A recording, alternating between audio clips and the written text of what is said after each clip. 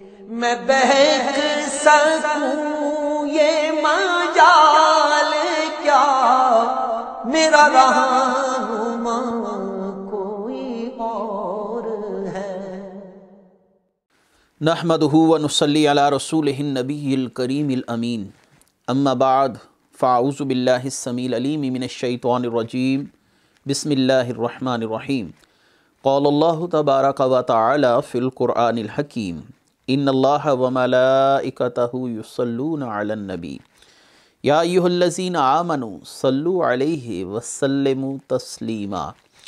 الصلاۃ والسلام علیک یا رسول اللہ وعلی آلک واصحابک یا نبی اللہ۔ اللہ تعالیٰ کی بے حد و حساب حمد و ثنا، جان عالم وجہ تخلیق کائنات سرور کونین حضرت محمد مصطفیٰ صلی اللہ علیہ وآلہ وسلم اور آپ کے جمیع آل و اصحاب کی بارگاہ ناز میں درود و سلام کے نذرانوں کے بعد، سامعین ذی قدر، میرے دینی اور یقینی دوستو، بزرگ اور بھائیو، تفسیر اعجاز القرآن کا سلسلہ بحمدہ تعالی ایک ربط کے ساتھ جاری و ساری ہے اور اسی تسلسل کو آگے لیے بڑھیں گے۔ آج انشاءاللہ العزیز سورہ الانعام کے 8ویں رکوع کی تفسیر اور مجموعی طور پر 7ویں پارے کے 14ویں رکوع کی جو تفسیر ہے وہ آپ کی خدمت میں پیش کی جائے گی۔ اللہ تبارک و تعالی ہمیں قرآن کریم فرقان حمید سمجھ کر اس پر اپنی زندگیاں چلانے کی توفیق مرحمت فرمائے۔ آیت مبارکہ کا نمبر ہے 61، 7ویں سپارے کا 14واں رکوع ہے اور مجموعی طور پر یہ 14واں ہے اور سورہ الانعام کا یہ 8واں رکوع ہوگا۔ اللہ تبارک و تعالی قرآن کریم فرقان حمید میں ارشاد فرماتے ہیں، وَهُوَ الْقَاهِرُ فَوْقَ عِبَادِهِ وَيُرْسِلُ عَلَيْكُمْ حَفَظَةً حَتَّى إِذَا جَاءَ أَحَدَكُمُ الْمَوْتُ تَوَفَّتْهُ رُسُلُنَا وَهُمْ لَا يُفَرِّطُونَ، اور وہی اپنے بندوں پر غالب ہے اور وہ تم پر نگہبان بھیجتا ہے، یہاں تک کہ جب تم میں کسی کو موت آتی ہے تو ہمارے فرشتے اس کی روح قبض کرتے ہیں اور وہ کوئی کوتاہی نہیں کرتے۔ وَهُوَ الْقَاهِرُ فَوْقَ عِبَادِهِ، اللہ تبارک و تعالیٰ کی قدرت، عظمت، رفعت اور بلندی کی طرف اشارہ ہے کہ انسان ہر معاملے میں اللہ تبارک و تعالیٰ کے حکم کا پابند ہے۔ اللہ تعالیٰ نے فرمایا وہی غالب ہے اپنے بندوں پر، اللہ تبارک و تعالیٰ کے ساتھ کوئی دنیا کی طاقت مقابلہ نہیں کر سکتی۔ نبی کریم صلی اللہ علیہ وآلہ وسلم نے حضرت ابن عباس رضی اللہ تعالیٰ عنہ کو نصیحت فرمائی تھی، اے میرے بیٹے، اور اگر اللہ تبارک و تعالیٰ تجھے نفع پہنچانا چاہے اور تمام مخلوقات تجھے ضرر پہنچانے پر اکٹھی ہو جائے تو تجھے ضرر نہیں پہنچا سکتی، اور اگر اللہ تبارک و تعالیٰ تجھے ضرر پہنچانا چاہے اور تمام مخلوق تجھے نفع دینا چاہے تو اللہ تبارک و تعالیٰ کی مشیت اور حکمت اور اسی کا حکم غالب رہے گا، تجھے کوئی نفع نہیں پہنچا سکتا۔ یہ سنن ترمذی کی ایک حدیث کا میں نے مفہوم آپ کے سامنے پیش کیا۔ اس کی بڑی واضح سے مثال سیدنا موسیٰ علیہ السلام کا واقعہ بھی ہے کہ فرعون اپنی پوری قوت کے ساتھ اس بچے کی تلاش میں ہے کہ جس بچے نے اس کا تخت کا معاملہ پلٹ کر رکھ دینا ہے، اس کی حکومت کو ختم کرنا ہے، لیکن اللہ تبارک و تعالیٰ کی حکمت کاملہ دیکھیے، خفیہ تدبیر دیکھیے کہ اللہ تبارک و تعالیٰ نے اس بچے کی تربیت خود فرعون سے ہی کروائی۔ تو یہ اللہ تبارک و تعالیٰ کی خفیہ تدبیریں ہیں۔ اللہ تعالیٰ ہر معاملے پر اپنے معاملات کو غالب رکھنے والا ہے اور اللہ تبارک و تعالیٰ سے کوئی مقابلہ نہیں کرنے والا۔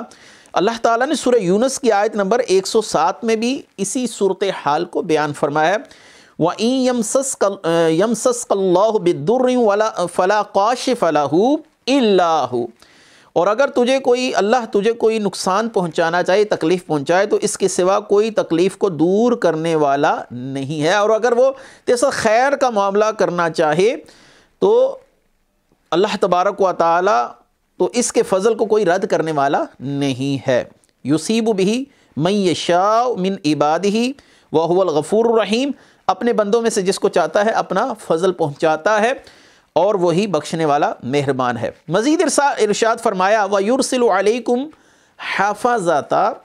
اور وہ تم پر نگہبان بھیجتا ہے۔ ان نگہبانوں سے مراد مفسرین نے کرامن کاتبین کو لیا ہے، جو انسان کے نامہ اعمال لکھنے پر متعین ہیں۔ دو فرشتے ہیں، ایک نیکیوں کے معاملات کو لکھتا ہے، ایک بدی کے معاملات کو لکھتا ہے۔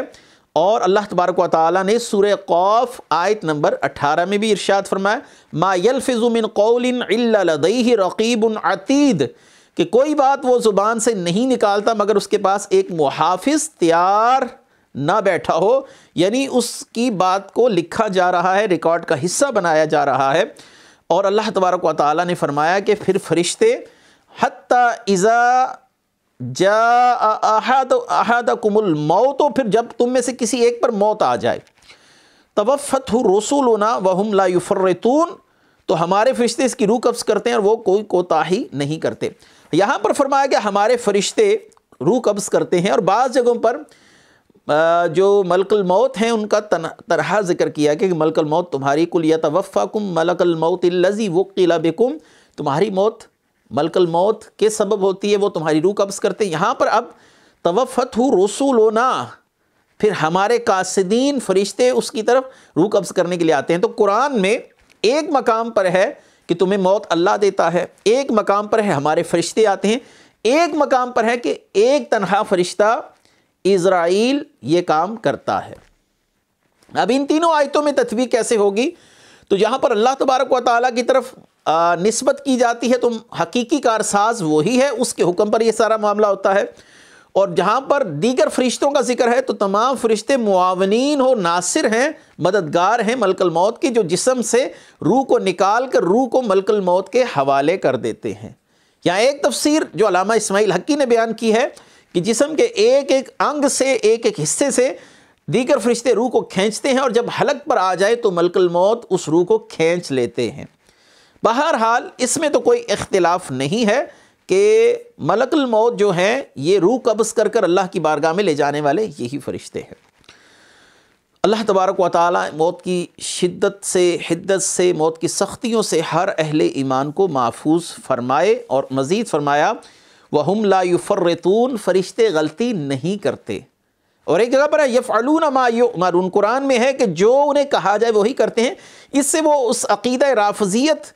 کا ابطال ہو جاتا ہے، اس عقیدہ رافضیت کا رد ہو جاتا ہے کہ جبریل نے وحی لے کر حضرت علی کی طرف آنی تھی نعوذ باللہ، اور وحی لے کر نبی کریم صلی اللہ علیہ وسلم کی طرف چلا گیا۔ اللہ تعالیٰ نے فرمایا ہمارے فرشتے جو ہیں وہ کوتاہی نہیں کرتے، یفعلون ما یؤمرون، وہ فقط وہی کرتے ہیں جو ان کو حکم دیا جائے۔ تو معلوم ہوا کہ فرشتے کوتاہیوں سے، لغزشوں سے، غلطیوں سے پاک ہیں، مبرہ ہے، معصوم ہیں۔ ایسا عقیدہ رکھنا کہ وہی پہلے کسی کی طرف جا رہی تھی پھر رسول اللہ صلی اللہ علیہ وآلہ وسلم کی طرف غلطی سے آگے، نعوذ باللہ، یہ عقیدہ کفریہ ہے۔ آگے اللہ تبارک و تعالیٰ ارشاد فرماتے ہیں ثم ردوا الی اللہ مولاہم الحق علی لہ الحکم وہو اسرع الحاسبین، پھر انہیں اللہ کی طرف لوٹایا جائے گا جو ان کا مالک حقیقی ہے، سن لو اسی کا حکم ہے اور وہ سب سے جلد حساب کرنے والا ہے۔ ثم ردوا الی اللہ مولاہم الحق، پھر انہیں اللہ کی طرف لوٹایا جائے گا جو ان کا حقیقی مالک ہے۔ آپ نے سورہ فجر کی آیت کو بڑے غور سے اگر سنا ہو، جو آخری آیات ہیں ارجع الی ربک، اپنے رب کی طرف واپس لوٹا، یہاں پر بھی ہے اسے لوٹایا جائے گا۔ تو انسان کا اصل جہاں دنیا نہیں، انسان جہاں سے آیا ہو وہاں واپس جانے کو لوٹنا کہا جاتا ہے۔ تو انسان اصل میں اس دنیا میں آزمائش کے لیے، امتحان کے لیے، اللہ کے احکام کی بجاوری کے لیے بھیجا گیا۔ اب جب اسے واپس فرشتے لے کر جاتے ہیں تو کہتے ہیں ارجعی، واپس آ جا، تیرا دیس یہ نہیں ہے، تیرا دیس وہ ہے جہاں سے تجھے بھیجا گیا۔ اللہ کی بارگاہ کی طرف اس کو لوٹایا جاتا ہے۔ ایک حدیث میں ہے نیک کی روح ہو یا بد کی روح ہو، سنن ابو داؤد شریف میں یہ حدیث موجود ہے،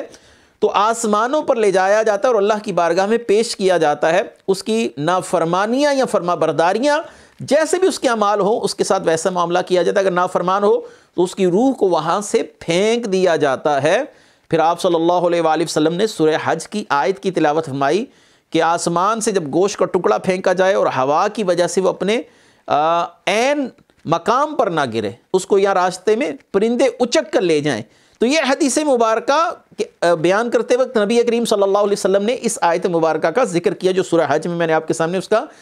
ترجمے کا مفہوم بیان کیا۔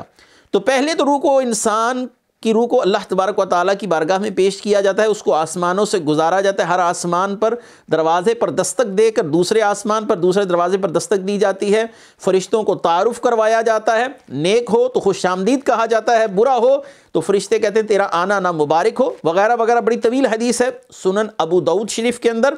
آگے فرمایا الا لہ الحکم، حکم صرف اسی کا ہے، حقیقی حاکم وہی ہے، لیکن اس کے بنانے سے دیگر لوگ بھی اس منصب پر فائز ہیں کہ وہ بھی حاکمیت رکھتے ہیں۔ جیسے اللہ تبارک و تعالیٰ نے فرمایا فَلَا وَرَبِّكَ لَا يُؤْمِنُونَ حَتَّى يُحَكِّمُوكَ فِي مَا شَجَرَ بَيْنَهُمْ۔ اے محبوب صلی اللہ علیہ وسلم، آپ کے رب کی قسم یہ لوگ اس وقت تک مسلمان نہیں ہو سکتے، مومن نہیں ہو سکتے جب تک آپ کو اپنا حاکم تسلیم نہ کر لیں۔ حقیقی حاکمیت اللہ کے پاس ہے۔ اللہ تبارک و تعالیٰ نے اگر حاکمیت کا منصب کسی کو عطا فرمایا تو اللہ تبارک و تعالیٰ کی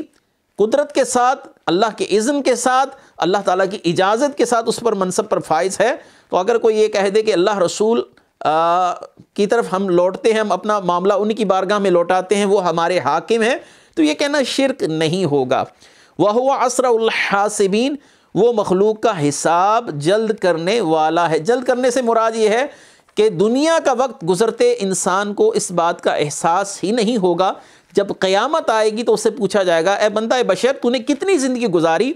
تو وہ کہے گا یقیناً چند ساعتیں۔ حضرت نوح سے پوچھا گیا، کسی فرشتے نے سوال کیا کہ آپ نے دنیا میں کتنا عرصہ گزارا، حالانکہ حضرت نوح علیہ السلام کو طویل العمر نبیوں میں شمار کیا جاتا ہے۔ تو آپ نے فرمایا ایسے محسوس ہوا کہ ایک دروازے سے داخل ہوا دوسرے سے نکل گیا، اتنی عجلت میں زندگی کا دور گزر گیا۔ پھر اللہ تبارک و تعالی حساب لینے والا ہے، جلد حساب لینے والا۔ جلد حساب لینے کی کئی تفسیریں کی جا سکتی ہیں، یعنی قیامت والے دن حساب کتاب بہت جلدی سے سمیٹ دیا جائے گا، حتیٰ کہ بعض صالحین نماز عصر پڑھ کر فارغ ہوں گے تو وہ حیرانی اور تعجب کا اظہار کریں گے کہ اتنی جلدی حساب لے لیا گیا لوگوں کا۔ یا اس کی تفسیر یہ بھی ممکن ہے کہ یہ ہو کہ وَهُوَ أَسْرَعُ الْحَاسِبِينَ، وہ جلد حساب لینے والا ہے۔ اس کا مطلب ہے کہ بندہ بشر تو جتنی مرضی طویل عمر پالے، تجھے اللہ تبارک و تعالیٰ کی بارگاہ میں لوٹنا ہے اور تجھے جلد اس کی بارگاہ میں حساب دینا پڑے گا۔ یہ بھی اس کی تفسیر ممکن ہے۔ دنیا میں یہاں پر ایک علمی بات میرے ذہن میں آ گئی گفتگو کے دوران۔ مولا علی کرم اللہ وجہ الکریم، آپ کو اللہ تعالیٰ نے جو حکمت اور جو علم اور جو اللہ تبارک و تعالیٰ نے آپ پر قرآن کا فہم روشن فرمایا تھا، تو آپ کی حکمت کی کیا بات ہے؟ کسی نے پوچھا کہ اللہ تعالیٰ اتنی مخلوق کا حساب کیسے لے گا، کیونکہ اس آیت میں حساب کا ذکر ہے کہ وہ حساب لینے والا ہے۔ تو آپ نے فرمایا وہ اتنی مخلوق کا حساب ایسے لے گا جیسے ان کو رزق دیتا ہے، یعنی جیسے وہ سب کو رزق بآسانی پہنچاتا ہے، ایسے وہ بآسانی حساب بھی لے لے گا۔ اس کے لیے حساب لینا کوئی مشکل امر نہیں ہے۔ پھر ارشاد فرمایا قُلْ مَن يُنَجِّيكُم مِّن ظُلُمَاتِ الْبَرِّ وَالْبَحْرِ تَدْعُونَهُ تَضَرُّعًا وَخُفْيَةً لَئِنْ أَنْجَانَ مِنْ هَٰذِهِ لَنَكُونَنَّ مِنَ الشَّاكِرِينَ قُلِ اللَّهُ يُنَجِّيكُم مِّنْهَا وَمِنْ كُلِّ قَرْبٍ ثُمَّ أَنْتُمْ تُشْرِكُونَ۔ تم فرماؤ وہ کون ہے جو تمہیں خشکی اور سمندر کی ہولناکیوں میں نجات دیتا ہے؟ تم اس سے گڑ گڑا کر اور پوشیدہ طور پر پکارتے ہو اور تم کہتے ہو کہ اگر وہ ہمیں اس سے نجات دے دے تو ہم ضرور شکر گزاروں میں سے ہو جائیں گے۔ تم فرماؤ اللہ تمہیں ان ہولناکیوں سے اور ہر بے چینی سے نجات دیتا ہے، پھر بھی تم شرک کرتے ہو۔ ہمارے گزشتہ دروس میں اس مسئلہ پر بڑی سیر حاصل گفتگو متعدد مقامات متعدد مواقع پر ہوتی رہی ہے کہ مشرکین اللہ تبارک و تعالیٰ کے وجود کے انکاری نہیں تھے، لیکن اپنے بتوں کو اللہ تعالیٰ کے ساتھ برابری کی سطح پر قابل پرستش سمجھتے تھے، معبود جانتے تھے، الہ جانتے تھے۔ اب یہاں پر یہ ہے کہ جب وہ کسی سفر میں کسی مصیبت میں مبتلا ہو جاتے اور کشتی کا سفر کر رہے ہوتے اور سمندر کے تھپیڑوں میں اللہ تبارک و تعالیٰ ان کی کشتی کو پھنسا دیتا کسی بھنور میں، تو وہ اللہ کو پکارتے اور اللہ تبارک و تعالیٰ ان کی مصیبت دور فرماتا۔ لیکن جب عمومی حالات کی طرف آتے، اس مصیبت سے نکل آتے، تو پھر اپنے بتوں کی پرستش میں مگن ہو جاتے۔ تو اللہ تبارک و تعالیٰ نے فرمایا کہ جب تم اسے پکارتے ہو اور تمہیں وہ نجات دیتا ہے۔ اس سے یہاں پر ایک مسئلہ بھی ثابت ہوا کہ اللہ تبارک و تعالیٰ بسا اوقات کفار کی دعائیں بھی قبول فرماتا ہے، جیسا کہ شیطان نے اللہ سے دعا کی کہ اللہ مجھے طویل عمر عطا فرما قیامت کے دن تک، تو اللہ تعالیٰ نے اس کی دعا کو قبول فرمایا۔ تو کفار کی بعض اوقات اللہ تبارک و تعالیٰ دعائیں قبول فرماتا ہے۔ اب وہ قبول کیوں فرماتا ہے اس میں تو اللہ تعالیٰ ہی جانتے ہیں، اس کی مشیت ہے، اس کی حکمت ہے، وہ جانتا ہے۔ تو اللہ تبارک و تعالیٰ نے فرمایا تدعونہ تضرعا وخفیۃ، کہ جب تم اسے گڑ گڑا کر پوشیدہ طور پر پکارتے ہو کہ ہمیں نجات دے دے، ہم ضرور شکر گزار ہوں گے۔ تو اللہ تعالیٰ جب تمہیں نجات دے دیتا ہے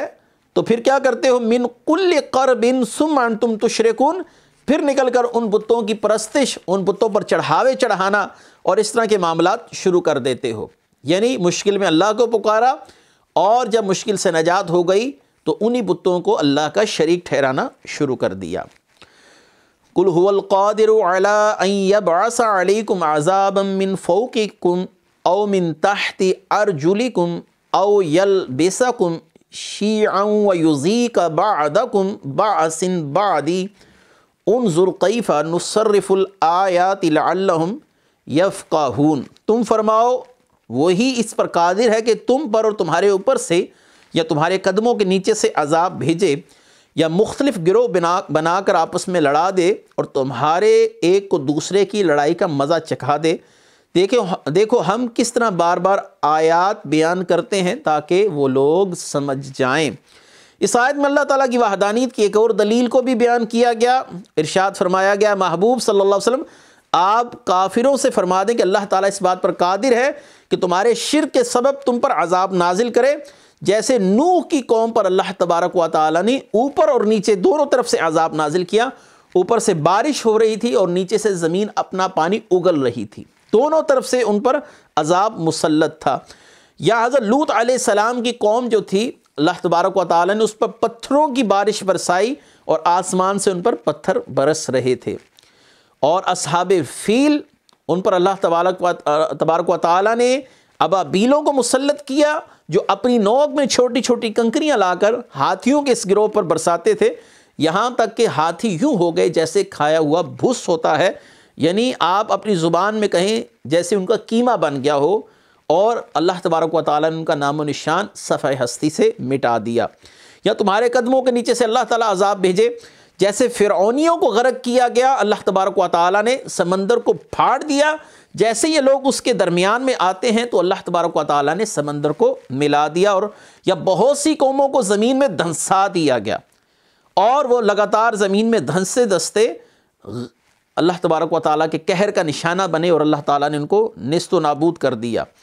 اور مزید فرمایا یا مختلف گروہوں کو آپس میں لڑا دے، یعنی ایک کو دوسرے پر مسلط کر دے تاکہ تم دونوں لڑائی کا مزہ چکھو۔ نبی کریم صلی اللہ علیہ وسلم پر جب یہ آیت اتری کہ اللہ تبارک و تعالیٰ تم پر عذاب بھیجے تمہارے اوپر سے، تو نبی کریم صلی اللہ علیہ وسلم نے فرمایا میں اللہ کی پناہ مانگتا ہوں،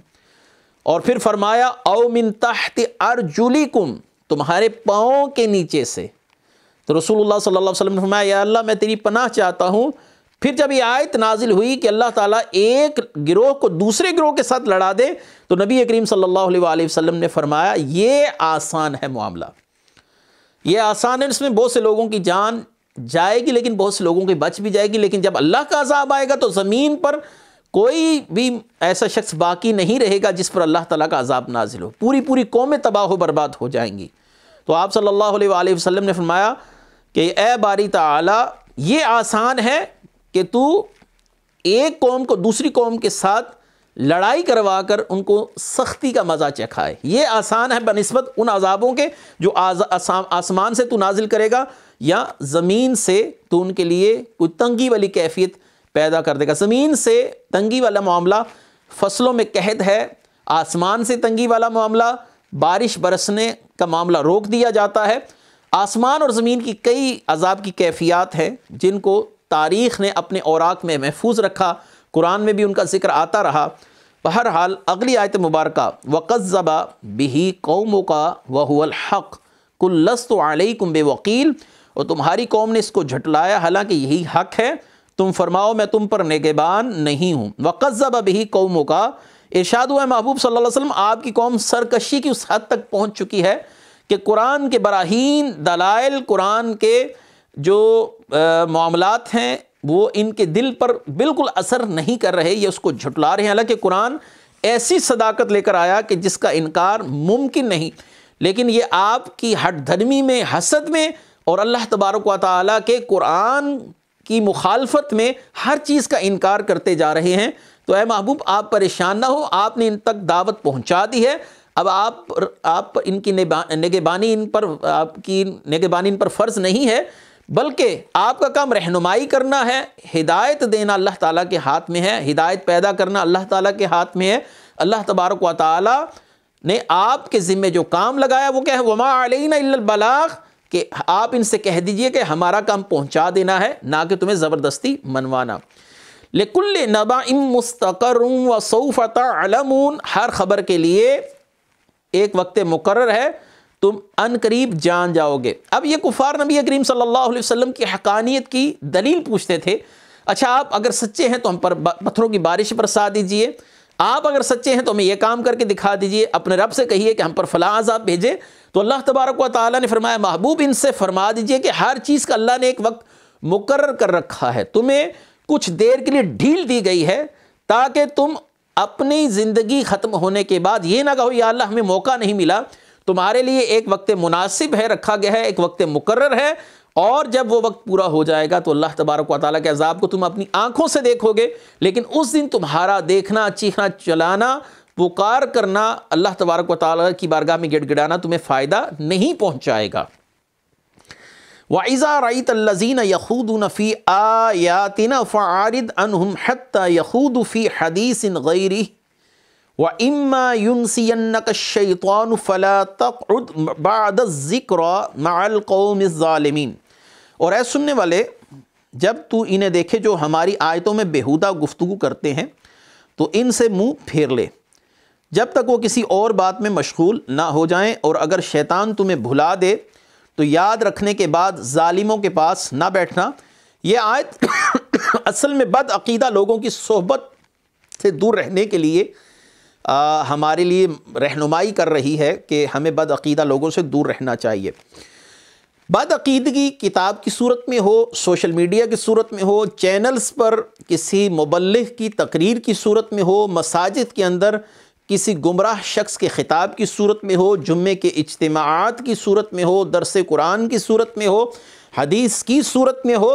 تمام کے تمام معاملات کی پابندی لگا دی گئی کہ ایسے لوگ جو اہل سنت نہ ہو، یعنی جو سواد اعظم سے بھگوڑے ہوں، سواد اعظم کو چھوڑ چکے ہوں۔ یقینی سی بات ہے دنیا میں سواد اعظم اہل سنت و جماعت ہیں، ایسے لوگ جنہوں نے جماعت کو چھوڑ دیا تو اللہ تبارک و تعالیٰ ان کو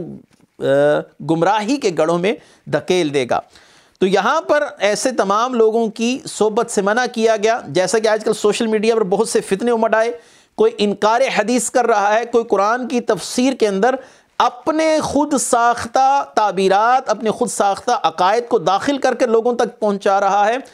اسی لیے منع کیا گیا کہ ہمیں بد مذہبوں کی کتاب نہیں پڑھنی چاہیے، ہمیں بد مذہبوں کے واعظ نہیں سننے چاہیے۔ میں اس پر کچھ مثالیں آپ کے سامنے پیش کرتا ہوں کہ ہمارے اکابرین باوجود یہ کہ اللہ تبارک و تعالیٰ نے انہیں کتنا علم دیا تھا، اس کے باوجود بد مذہبوں کی صحبت سے، ان کی گفتگو سننے سے، بالخصوص دینی گفتگو سننے سے اجتناب کرتے تھے۔ جب اس کا نقصان یہ ہے کہ جب آپ کسی بد مذہب کے پاس بیٹھتے ہیں، کسی بد مذہب کا وعظ سنتے ہیں، تو آپ کے دل میں وہ شک و شبہات کے بیچ بو دیتا تھا۔